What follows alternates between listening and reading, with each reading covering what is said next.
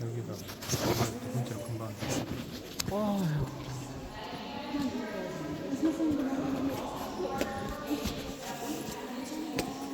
신기하다.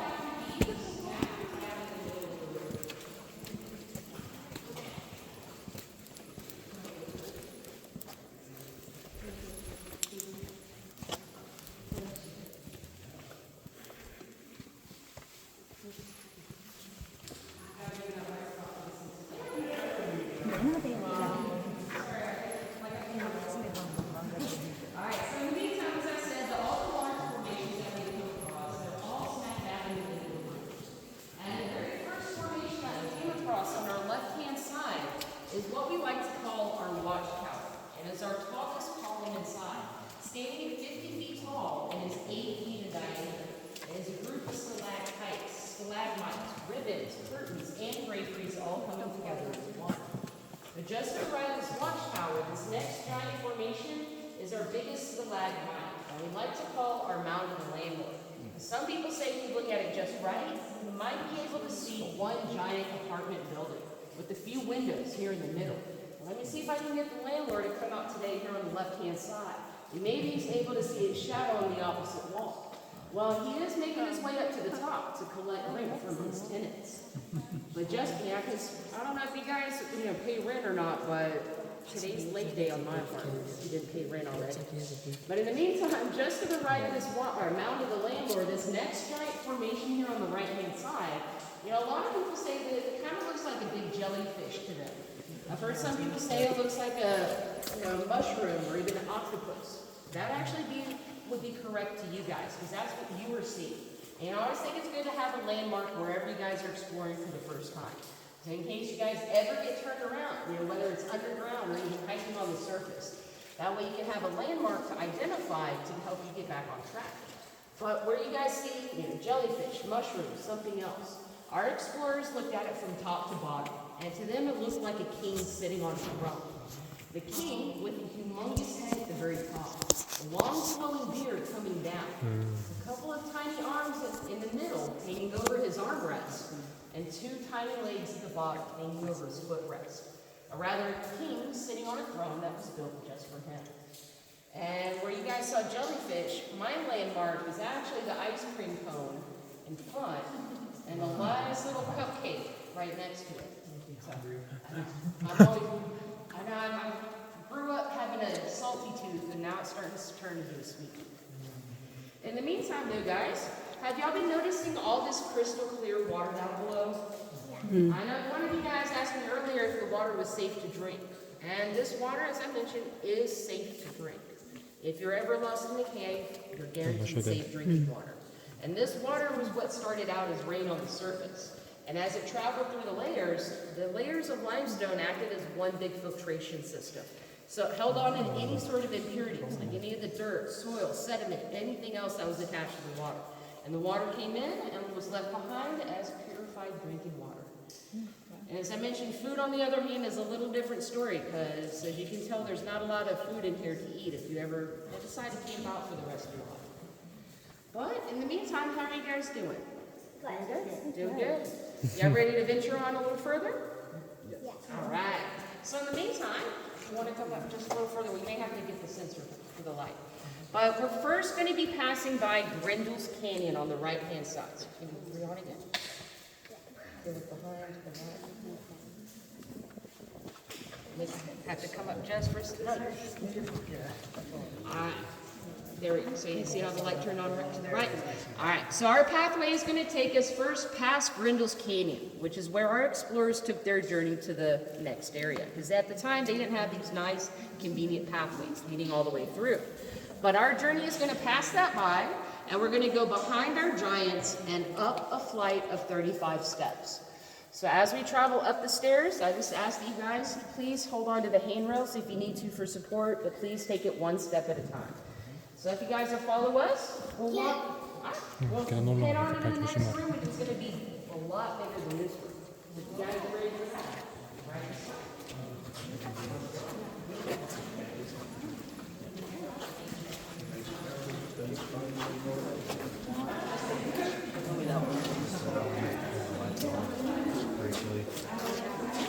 한 병씩 떠서 주지.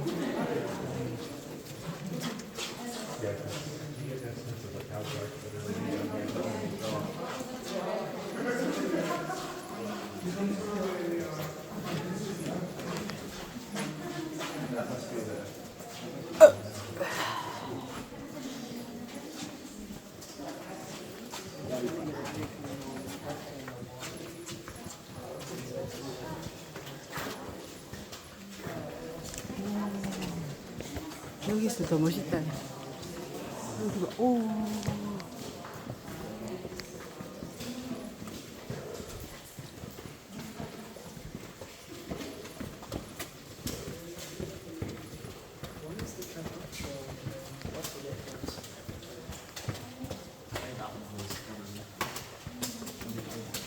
머리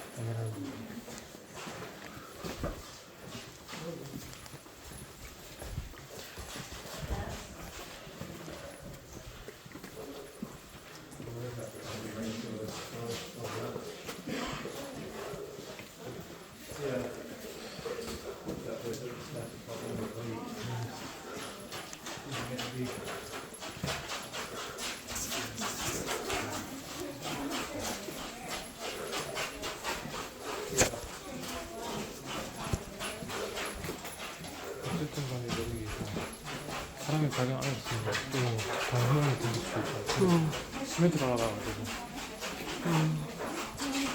모양이 이걸 그대로 똑같겠지. 시멘트에다가 잘 안 쌓이잖아. 작업을 엄청 많이 했겠네. 전기랑 다 들으려면 엄청 힘들었겠어. 나한테. 야, 야, 대단하다.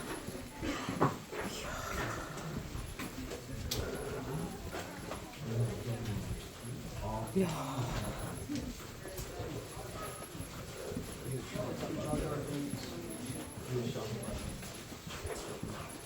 We're just flickering the lights in a different area. So as you guys enter in, you may have to watch your heads on the right-hand side.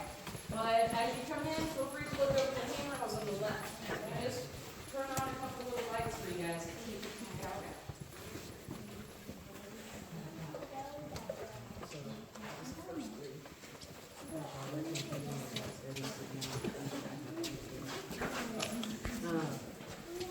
That was the first three, but like I said, the three was the second three, I'll mention. I'm sorry. No, you're welcome. That's okay.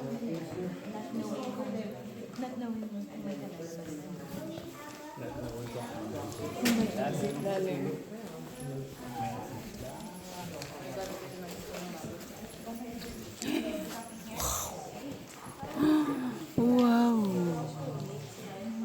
이 화면에는 이 느낌이 안 나네.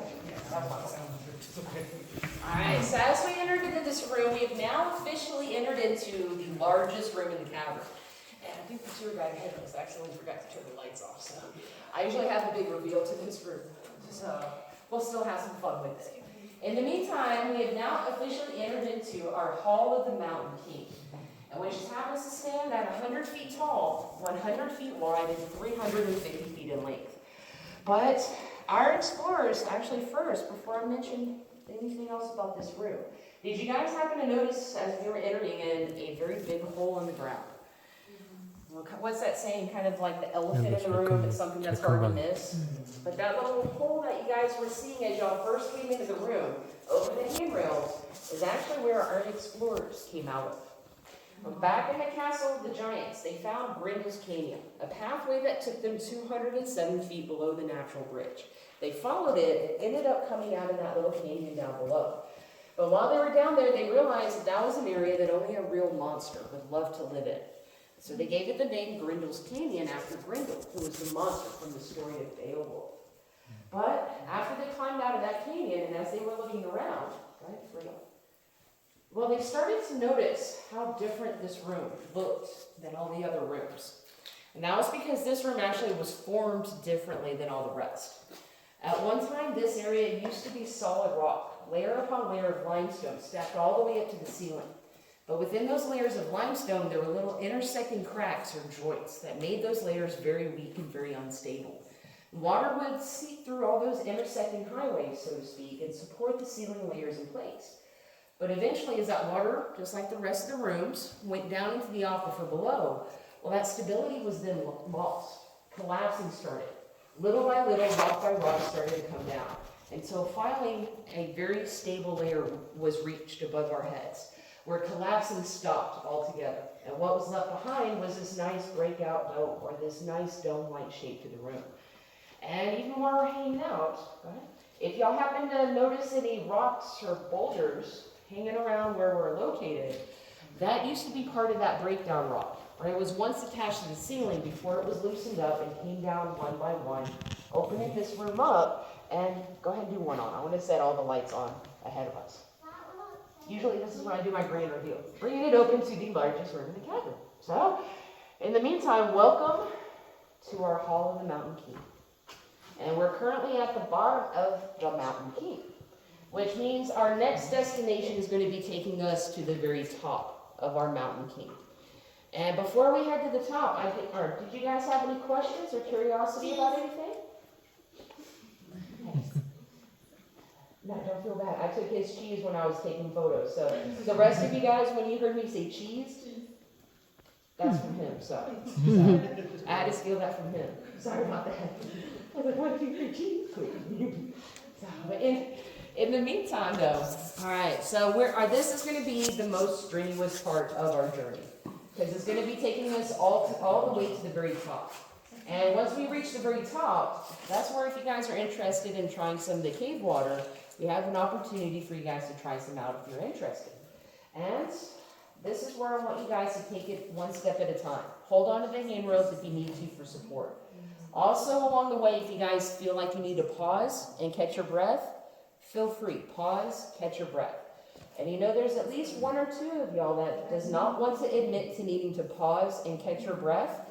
If you are one of those people, well, taking a photo of something is a great excuse to pause and catch your breath if you need to. So, with that being said, let's make our way up to the top and enjoy the view on the way up. 뒤에서 엄마 걸음걸이 느리잖아. 그럴수록 빨리 가야지. 뒤쳐진단 말이야. 뒤쳐줘서. Stay. Thank you. Stay with us.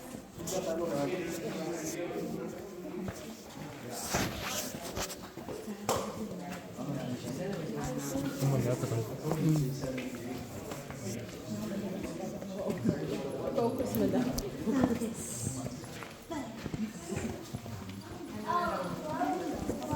Memory photo.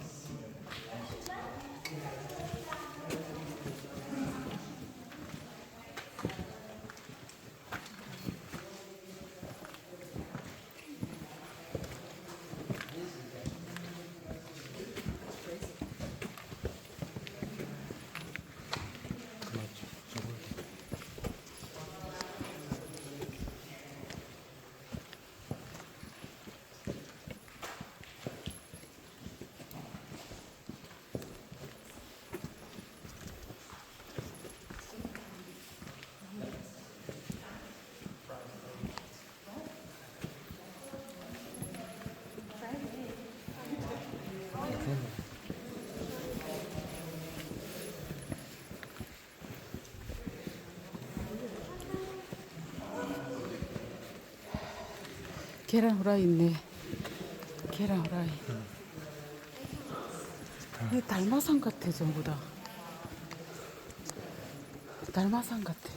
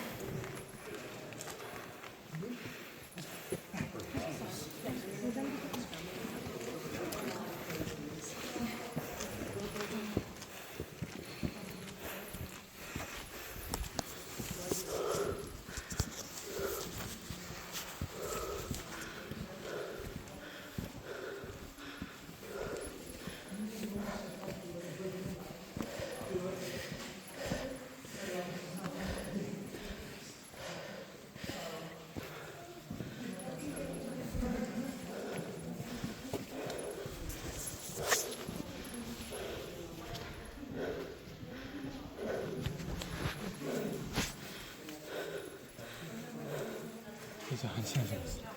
맛있다.